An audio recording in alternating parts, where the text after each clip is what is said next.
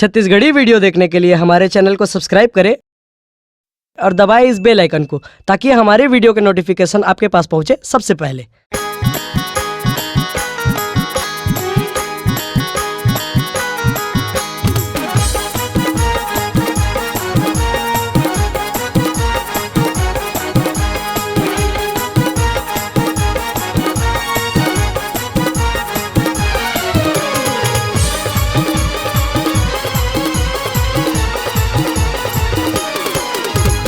आबे गोरी आबे त सोठी के बाजार, बर्तरी भेंट होई दोनों के हमार।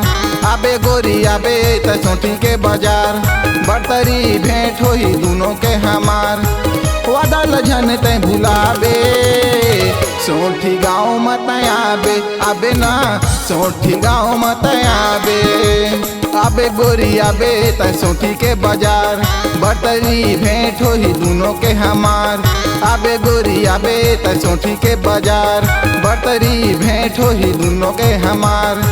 वादा लझन ते भुलाबे, सोठी गाँव मत आबे, आबे ना सोठी गाँव मत आबे।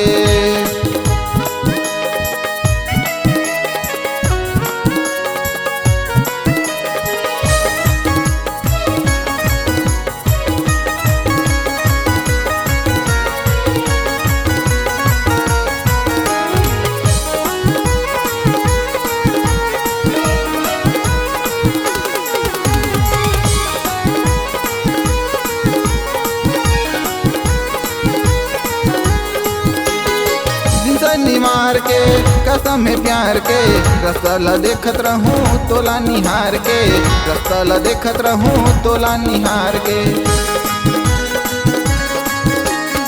दिसनी मार के कसम है प्यार के, रास्ता ला देखत रहूं तोला निहार के, रास्ता ला देखत रहूं तोला निहार के। वादा लझन ते भुलाबे, सोठी गाँव मत आबे, आबे ना सोठी गाँव मत आबे।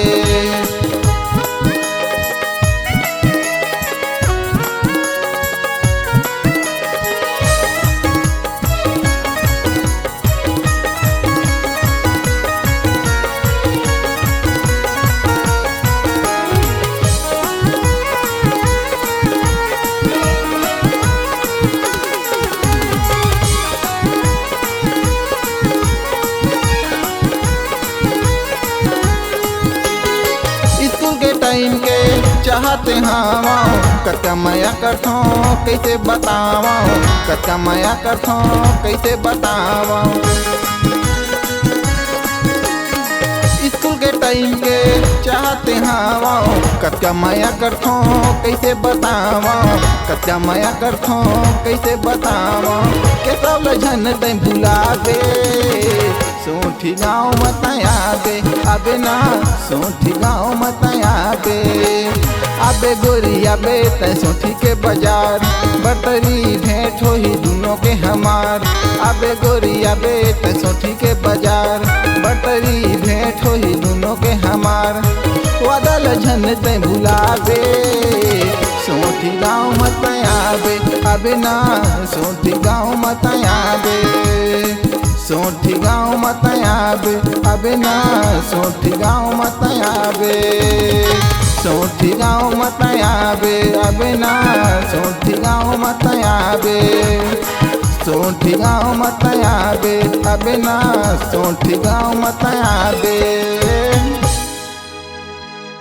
अगर आप अपनी आवाज को एक नया आयाम देना चाहते हैं तो चले आइए मल्टी ट्रैक डिजिटल रिकॉर्डिंग के लिए संपर्क करें HK म्यूजिक कंपनी, कोटा डबरी, चांपा, छत्तीसगढ़। मोबाइल नंबर है 9329238487 और 8085380339।